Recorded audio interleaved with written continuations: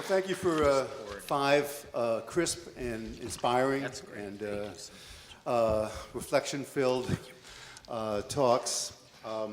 We now have a little more than 45 minutes, actually, for conversation among people up here, and want to make sure there'll also be at least half that time expended with questions and comments from the floor. I'd just like to perhaps start the conversation up here going with a question that really comes out of, in some ways, I hope, everybody's presentation. And it's a question looking forward. I mean, I'm a historian. I like to look backward. Wrote a whole book on the history of populism 20 years ago, but I'm more interested in, obviously, as we all are, in what we do now. So here's a very general question, and folks can talk about it if you want to, or we can go in different directions depending on what people say. But how do we fight in our unions, in our politics, whether it's as Democrats, capital D, or nonpartisan, other kinds of political formations, for both economic equality and racial equality, economic justice and racial justice, and still be politically effective, still avoid, really unify people who should be unified. How do we build a populism, a real populism of the left, if in fact that's a goal that we want to pursue? That is obviously a majority of ordinary people from all races who can fight financialization, fight global corporatization, and all the things that we would like to replace with a more democratic, small d society. Nice small question there, but in other words, I think the question of both practically and in terms of vision, how we do this now. Any thoughts? So one thought is I think we need to move a little bit past the tendency to be looking at 2018 and 2020 as the times when we're gonna take it back, and it's gonna take it back to, I honestly don't know what people are talking about when they mention that, but take something back and regain, it's what was unleashed in this past election is something that we're gonna have to go through for a little while, and if we are to come out in a way that we should, way stronger with a built-up left, that might mean more losses coming up here. We shouldn't be. It would be a mistake to, in my opinion, the line between me speaking on behalf of my organization and myself is blurring here. But I think it would be a mistake to really throw all of our energy behind sort of a middle-of-the-road blue dog Democrat candidate in a bunch of different places so that the blue team can win. That long-term is really going to be a loss for us. So we should think about what are some fights. What are the broader fights that are outside of the electoral realm that start to build some stuff?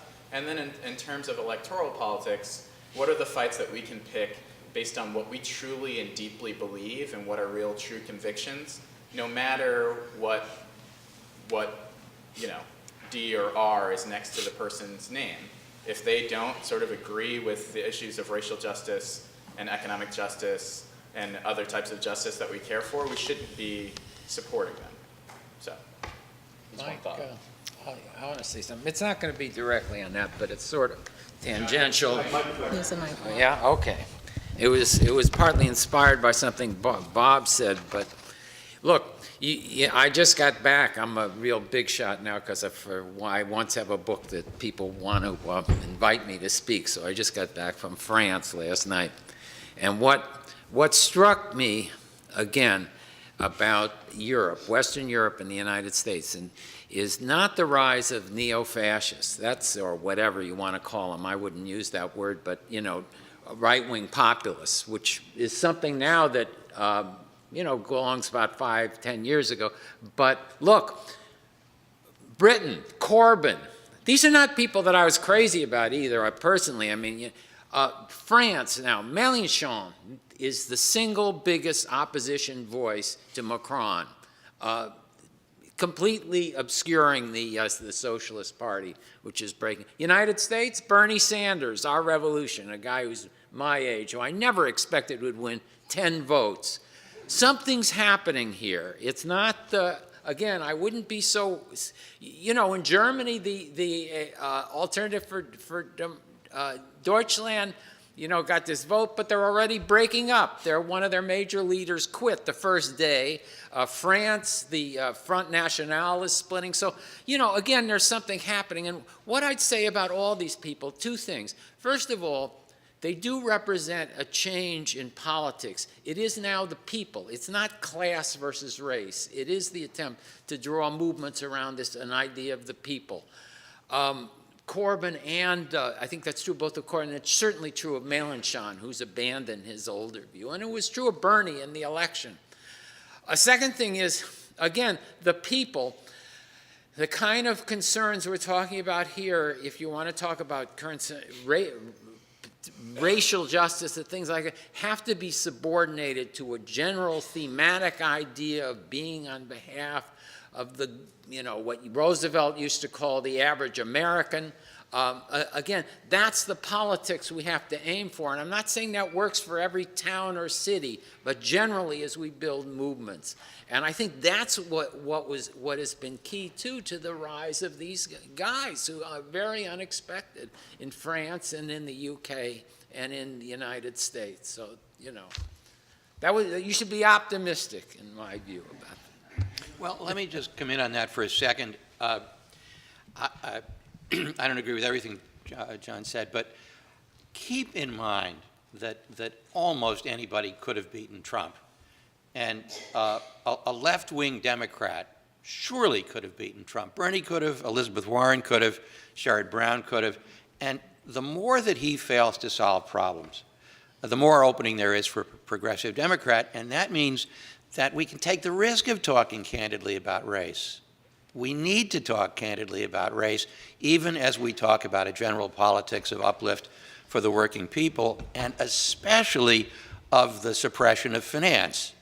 Because the reign of finance is screwing people all across the rainbow.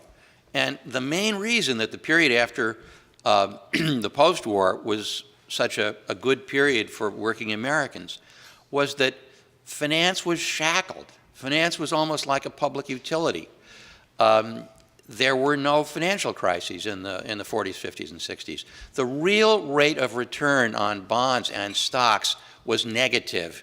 A lot of debt was wiped out by inflation. Meanwhile, the same inflation was used to guarantee unionized workers regular cost of living adjustments. Think about that.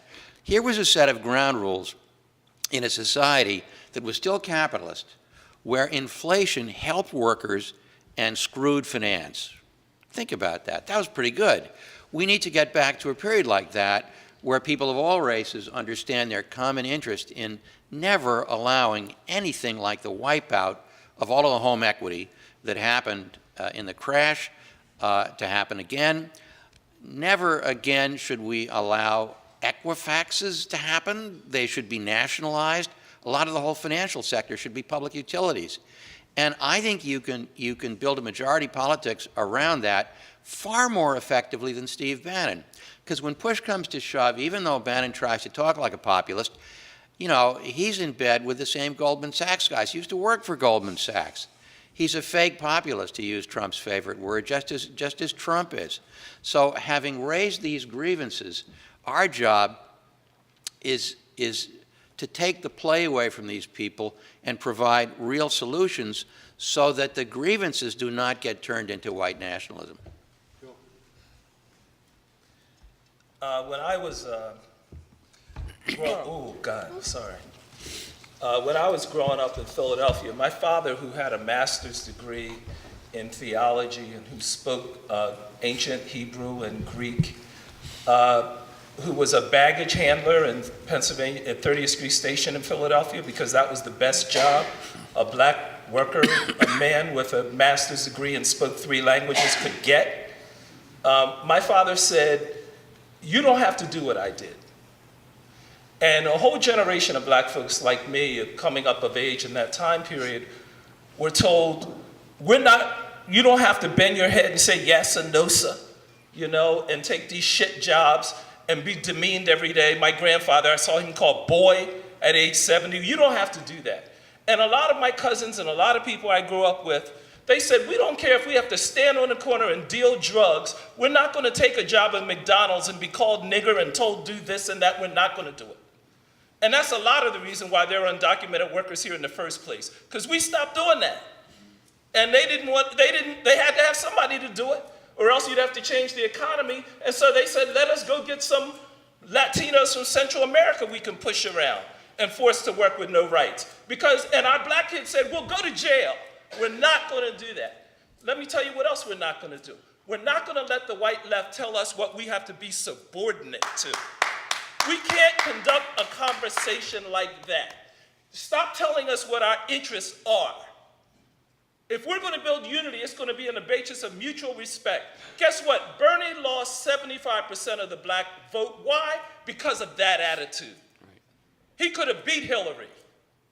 It's not because black folks didn't understand his program. Black folks are the most inherently left people in America. You know why? When your great-grandmother was sold as a commodity, when they tell you stories about what being a commodity is, guess what? You kind of like quickly see through neoliberal economics. Doesn't take a whole lot of conversation to get them there. So what do I have to do? Martin Luther King said, Gandhi was the best Christian that's ever lived since Jesus. He said, I don't think Gandhi read the Bible. I don't think he was ever in a church. He was the best Christian that ever lived. Martin Luther King was the best labor leader that ever lived in America. He wasn't in a union, but he actually organized workers and actually linked labor and the struggle of workers to American history and to the struggle of black liberation. And he went to the AFL-CIO in 1961 and said, I will give up the civil rights movement if only you will desegregate. And we can take power, we can change everything. The AFL are the ones who destroyed that message. He said, if you don't take up our cause, you're going to lose too. That's an addendum to Bob Putnam's story. And what people like us here have to do, what Jerry has to do, is to rebuild this black politics that the lawyers and the Johnson administration and a lot of black politicians kind of took away. We got to rebuild that narrative about what our struggle's about, and then we can actually help build this labor movement that's falling apart. That's what some of us have to do.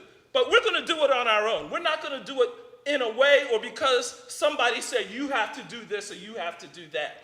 No, we have to have a conversation based on respect and appreciation of one another.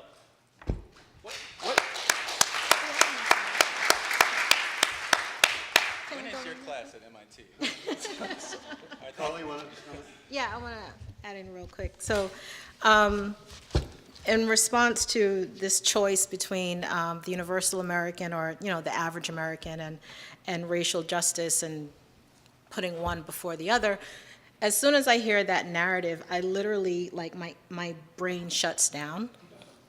And I find it a distraction.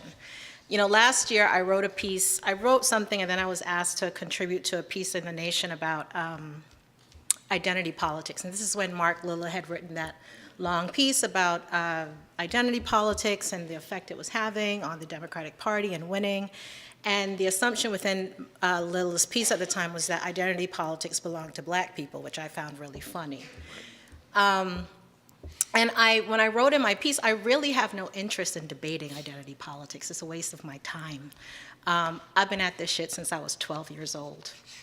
And identity politics to me is something that the upper middle class and the professional and the managerial classes are very interested in.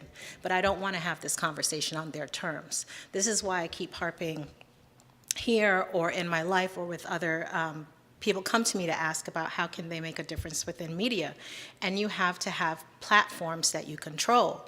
Now, if the mission is to, and I would like to see this happen, if the goal is that working classes are going to unite across across race, and we have residential and school segregation to contend with, people physically don't live near each other.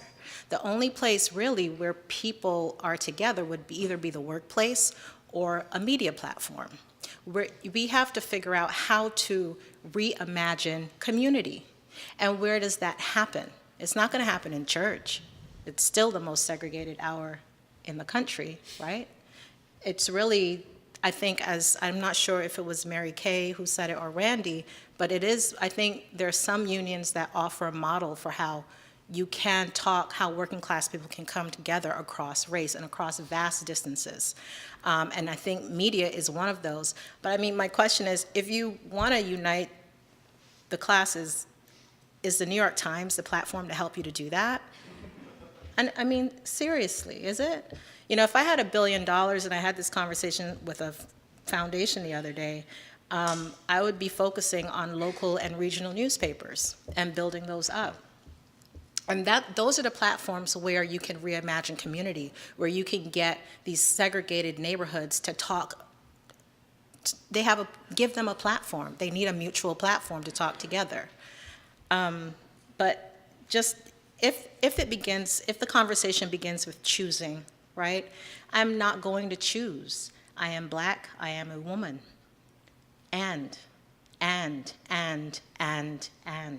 There is no or for my life. And the moment somebody comes to me with an or, I have no interest in what you're saying, and I have no interest in debating you because you're taking away my time. And I can use my time to build up people who get that. Do you understand? If I just, before questions, I just want to maybe intervene, just, sharpen the question a little bit for the panel, and maybe, then throw it out, folks here. Maybe try to find some sort of middle road between different points of view here. Might be unpopular even to do that, but given, and I think it should be a given, and certainly I think should be in this room a given, that Trump won in part because of racism, that racism is something which has been, goes so deep in the soul of America, and that it's hard to imagine, a really non-racist society, though I'd love to live in such a society someday. And yet, how do we talk to white working class people who voted for Trump, who voted for Obama, and then voted for Trump, who think that black people, Latinos, recent immigrants are all that the left cares about, all that Democrats care about. And whether, Bernie talked about that or Hillary talked about it or not, I mean, that's how a lot of them think, that's a lot of them think. So how do we bust through that? Is it the problem that we don't have institutions that can speak to them the way unions, perhaps, when they're much larger and more powerful, were able to do? Even though, as you know, most white union members voted for Trump as opposed to union members of color. So, I mean, again, talking about what, what justice should be like is one thing, but talking about how do we actually win, get to them. Do we just tell them, you have to think about racial justice, and if you don't think about that, you're not a moral person? Or do we only talk about financialization? No, I'm just really, trying to figure out ways forward here. I tend to agree with that, though. So look, I tend to agree, I'm sorry. No, you go ahead. I'm so sorry. No. No, so I'll be really quickly. I tend to agree with the general assumption from a white working class person that the U.S. progressive media really only cares about talking about the problems of people of color. And I think that the people who dominate U.S. progressive media come from pretty well-off classes. And they're funded by pretty well-off people, and well-off people are not going to talk about white working class issues. They're going to talk about black issues. And that's why I keep pushing, we need an outlet, we need institutions with working class frames who are interested in talking about the working class, not just as the subject of, we're going to cover poverty, so let's go find some poor black woman to talk about how it's affecting her. Does that make sense? I actually think there's legitimacy to that assumption that they hadn't paid equal attention to their issues. Phil aptly pointed out that a lot of black voters were not really thrilled with Bernie. Well, guess what? A lot of black voters were not really thrilled with Hillary. And in 2008, Barack Obama got something like 40% of the white working class vote. How could that have happened in a racist country? Well, it happened because he was the outsider. He stood for change. Now, he did not deliver as much change as some people hoped for a lot of complicated reasons, some of which had to do with the obstacles to change, some of which had to do with some of the people he hired, some of which had to do with his innate caution. But the point is, 40% of white working class, 50% of white working class people voted for Obama, by the way, and 40% of white people voted for Obama because he did not smell like Wall Street. And Hillary did smell like Wall Street. And that kind of has to give you hope. And when you offer working class people Wall Street, they will vote for the racist populist. So that says there's some running room here to get it right. Jesus, I mean, Trump carried a majority of white women. With all of his disgusting misogyny, Hillary was so implausible as a candidate representing regular people that she couldn't even carry a majority of white women. There was a maybe apocryphal, maybe true story told by a reporter for 538 in 2008 about a canvasser who's walking down a dirt road, knocks on a door of a shack, and white woman comes to the door, and he says, "Who are you voting for?" And she says to her husband, "Who are we voting for?" And she says, "We're voting for the N-word." You know, so if that gives me hope. It's a perverse kind of hope. No, but it's true. It's true. Yeah. So I would say I think that's a really good question. A couple of reactions I have to it at maybe a couple of different levels. One is an like individual person by person level. There are a lot of white people in this room right now. Like, if they're, I'm not going to organize the white working class. I'm not going to go to fucking Montana and no, like no. So no, it's not as pretty as Detroit. So there's a response. There's an individual responsibility to white folks who are in this room to do the actual work to organize other white folks. That's one. Two, the point about institutions is real. Building up unions and other community organizations who are able to penetrate into white neighborhoods is tremendously important. And we have to have a longer game than sort of how everyone voted in the last election. Like, there's work for those institutions to do over time.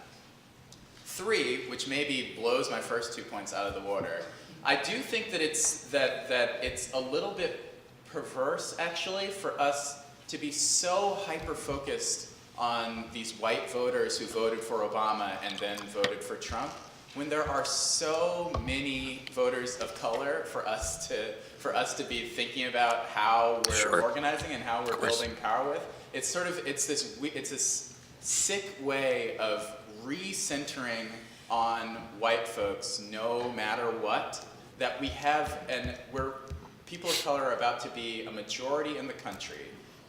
All demographic everything says that if you win blacks and Latinos, you win everything. And we're still like, how do we win back middle of the country white voters? And I just don't really understand why the conversation keeps coming back to that over and over and over again. And maybe I'll never understand it, but I just wanted to say that publicly. I wanted to add on and say three things. One is, when I'm asked by people to explain race, or I say read Shakespeare. I don't say read Marx. I say read Shakespeare. Because race is complex. It involves, yes, it involves economics, but it also involves your identity, it involves history, it involves your emotions, it involves your fears. And Shakespeare is much better at talking about that complexity than Marx, okay, who tends to be flat-footed on these things. Sorry. The second, I don't think we're going to have a unified movement in this country that isn't a moral movement. I actually do think you have to say to white workers, if you don't deal with race, you're not being moral. And I think the image that many on the left have of capitalism is that it created this one unified class, and that the division between classes, the preeminent division in society, and it is non-racial, it is non-genderized, and it is just about material interests. And I just think that vision is wrong. There are some historians here. I think Aronson was here. There are others here. I think that vision is wrong. I'm with Du Bois, who said that capitalism actually structured two proletariats. I think we have to have room to actually incorporate slavery and racial segregation and all of these things into our understanding of how people identify and how social groupings have been structured in America historically. And once we do that, I think we'll have a whole new appreciation of the radical Republicans who during the Civil War. And I think we'll go back and read what the debates were over the 13th and 14th Amendment. The 13th Amendment was not narrowly a debate about ending chattel slavery. They said they wanted to end anything resembling slavery, which included wage slavery in their mind. It was like a contemporary living wage worker empowerment amendment. If you read John Bingham and what he said about the 14th Amendment, he included equal division of property in the 14th Amendment, and that was completely reversed during the reversal of Reconstruction, the crushing by Southern Dixiecrats, of Reconstruction. And I think we'll find new heroes. We can talk to the white working class about Wendell Phillips, Thaddeus Stevens, John Brown, John Bingham, Salmon Chase. I think we'll find whole new vocabularies. American Marxists know more about Plekhanov and the Mensheviks and the Bolsheviks and the Bundists than they do about American history and American revolutionaries. And last, I think we blacks, African Americans on the left, have some responsibility too. We have to take the narrative of civil rights away from black middle class lawyers and politicians and corporate finance speakers and foundation-picked speakers and kind of reclaim, the mission. And I think we have to do that. And we have to go and say to white workers, we are not out to take your job. We are not out to take your taxes. We're out to build a movement that liberates you too. I think we have to have that, speak in that voice ourselves. And that's our responsibility on the morality side. Here. I'm going to give John a chance to say something if he wants to, and then throw it over to John, did you say me? Look, I'm not a political strategist, so I really can't give advice to people. But look, and I don't want to parody what people have said, but if you focus the building of a left or a liberal or a non-Trump or a non-Republican majority in this country on racial justice, the Republicans are going to be in power for the rest of the century, believe me. And if it's not the Republicans, it'll be some other. And blacks will get screwed, just the way they did under Reagan and all that other stuff. It's not. So we're just talking in these 2-minute generalities and sound bites. So I can't tell if we really discuss this what you think. I think the whole majority-minority stuff is bullshit. Look, there's all these different things that are grouped in peoples of color. I've written about this. I wrote articles about this, so you can look them up.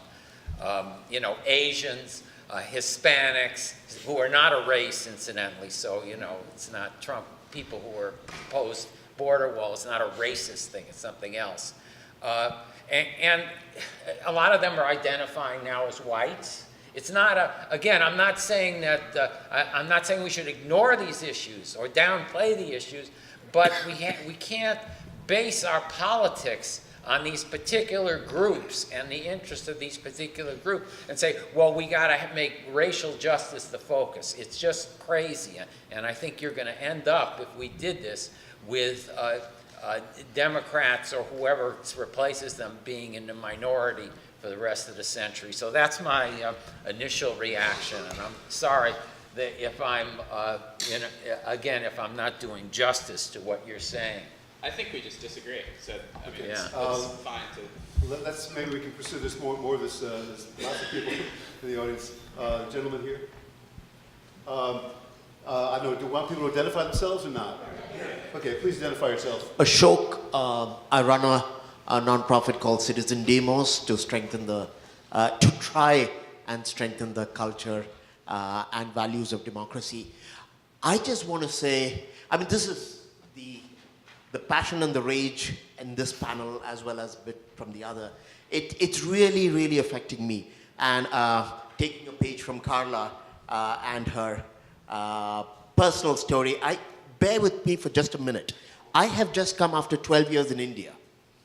And this is why I want to share this here. In India, it's not race, it's caste. I come from a lower caste family in India. My grandfather couldn't go to school because his caste wasn't allowed into schools. My father had to pick and choose schools because only few schools would allow someone from his caste to attend it. But after independence, at least legally, we were allowed to do that because the infrastructure of democracy at least theoretically gave us that. As an activist and having many people who, and being affiliated with activist groups, we have been raging and raging against caste discrimination despite the democratic institutions that we've had. And most of my activist friends, and me included, could not countenance the idea that the majoritarian groups, in our case the upper caste or the Hindu nationalists, had any legitimate reasons for being dissatisfied over the past 70 years. And guess what? I don't want to draw a parallel to what's happening in the US, but in India, we have almost lost democracy. It's extraordinarily painful for me to say this. When I went back to India in 2005, it was to stay there and help nourish democracy. I came back to the US because in my reading of the situation, we've lost it.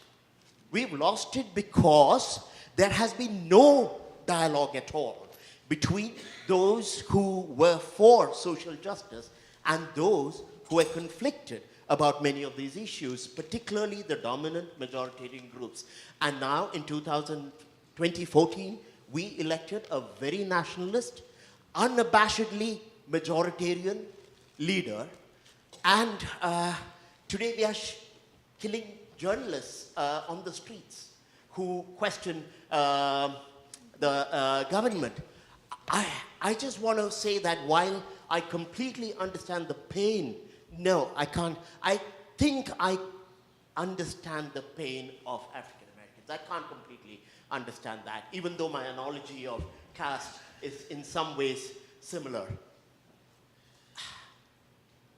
I would just ask Americans to consider the importance of safeguarding the infrastructure of democracy, which, however inefficient, however badly, still gives minorities an opportunity to continue to fight for what they want.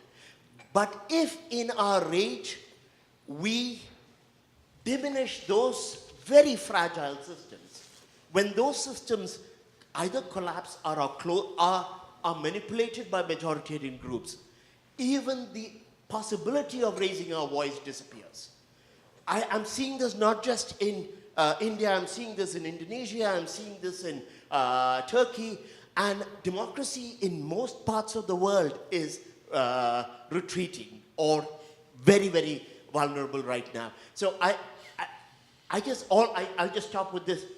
While focusing on justice and equality, we also need to ensure that the extraordinarily hard-earned systems that we have put in place post-World War II, because historically it never existed.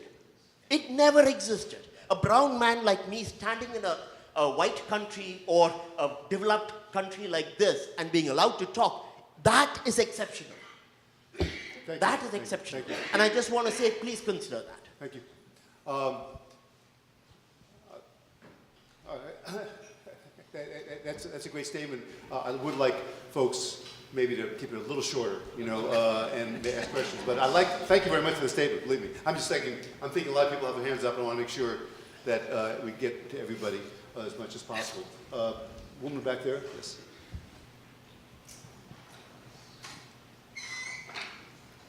My name is Alice Orchusara. I run a holistic medicine information clearinghouse. I'm sorry, you think maybe microphone a little farther for your... Okay. Yeah, that's- I believe Martin Luther King was murdered because of the threat he posed when he organized the poor.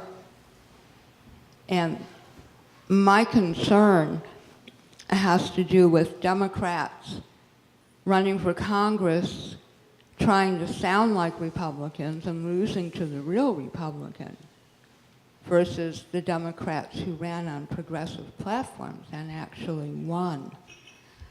And my concern is that for 3 years, when we had a Democrat in the White House and we controlled both chambers in Congress, we didn't do anything for the people.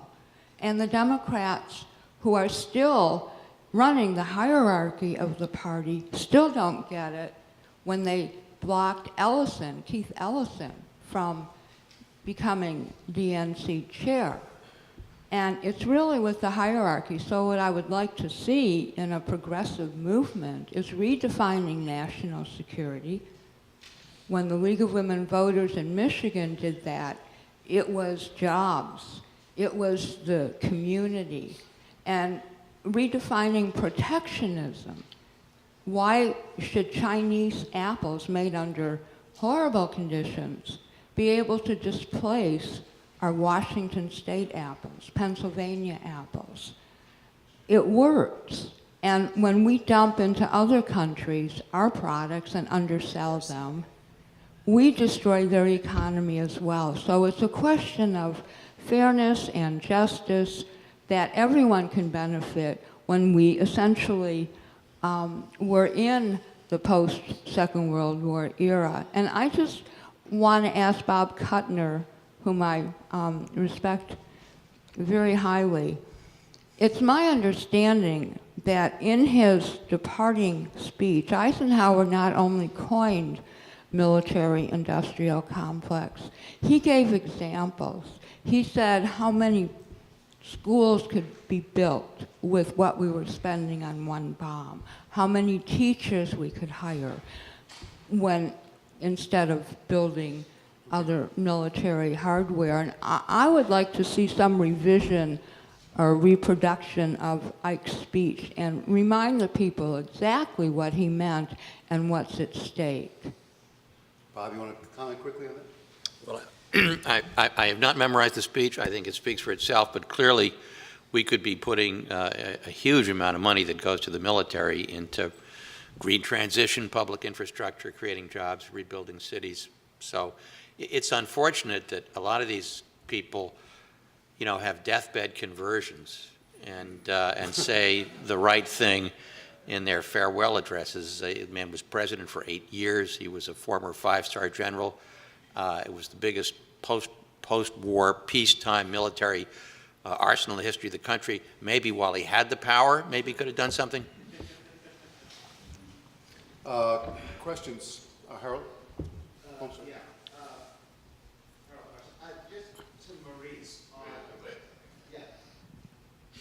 To Maurice on the future majority, whether it's minority, majority, et cetera. I mean, Hillary won a popular vote majority. The problem is our goddamn Constitution, which is not all that majoritarian. The Electoral College, everyone here is aware of, and the Senate is increasingly the most undemocratic part of our system of government, giving as much representation to the 550,000 people in Wyoming as it does to the 40 million people, a much more racially diverse group of people in California. So just in terms of some of the issues that John is discussing and that you are discussing, Yes, we can win certain things through a simple numerical majority, which, given the demographic trends in this country, do suggest a more progressive, more diverse ruling coalition. But we still have to deal with the Constitution, which doesn't really promote those values. And you may not want to organize in Montana, and I perfectly understandably, but Montana still has as many votes in the Senate as New York, and that is a factor as we contemplate political strategy. So, just to comment and maybe sort of clarify a little bit of like what I do. So I'm not actually laser focused on elections. Like I actually don't. I think that like they're a piece of how we win power in this country, but like a piece, and that if we are just hyper-focused on elections, we actually lose over time. So in addition to talking about electing folks, when I think about sort of reaching this new majority, that's also through organizing and power building that might not have anything to do with who the hell the Senate candidate is in that state. And it might be sort of going after a particular entity that is extracting wealth from those people or something like that. And I think that over time, the often collateral effect that has is creating really great electoral opportunities. But I don't do basically any work on elections. It's all sort of about power building in Black and brown communities.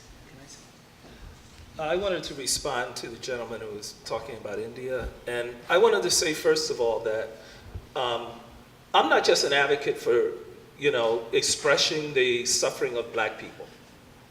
I care, but I think my greatest interest, and when John talks about interest of Blacks or interest of whites or interest of groups, it's curious to me because I think my greatest interest actually is in humanity and brotherhood and sisterhood and solidarity amongst all suffering people. That's my interest. And that takes priority over any more particular kind of thing. And the reason I think that way in part is there's no way white workers are going to win in America without Black people. There's no way Black people are going to win in America without white people and Latino people. There's no other path. It doesn't mean our issues have to be the same. It doesn't matter what our issues are. There's no way environmentalists are going to win without Black people, without white workers. It doesn't matter what our issues are. We need each other.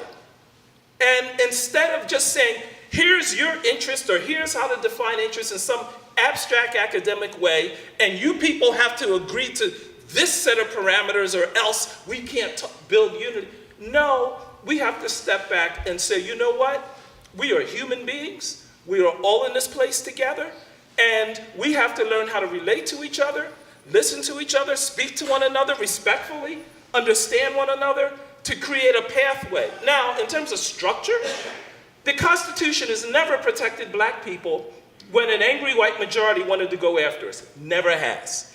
And it will not now. We're seeing that. The 14th Amendment, which I mentioned, was a Civil War amendment.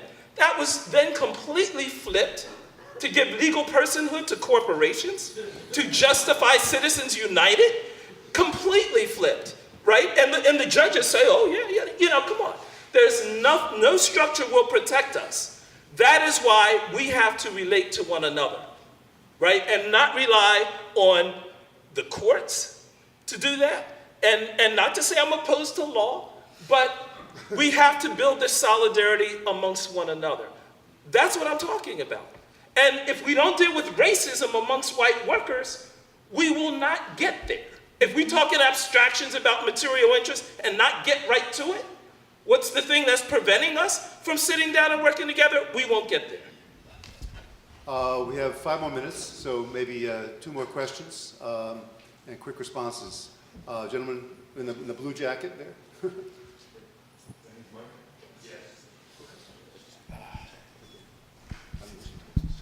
I just want to second what Phil just talked about and second a lot of what he said. I'm sorry, But, identify yourself. Jack Clark, I'm with the Transportation Learning Center. And I think the discussion about do we have discussions with white workers and white people generally about if you're not opposing racism, you're being immoral. Yeah, I think we do have to have that discussion. But I also think we have to have the discussion that you're not being very smart. Because Phil's absolutely right. None of us can win without all of us. And that's a very deep part of this history. And just to take a really recent example, Trump and McConnell were certain they were going to win on getting the Affordable Care Act because they had Democratic senators who were vulnerable, who had, in states that Trump had carried.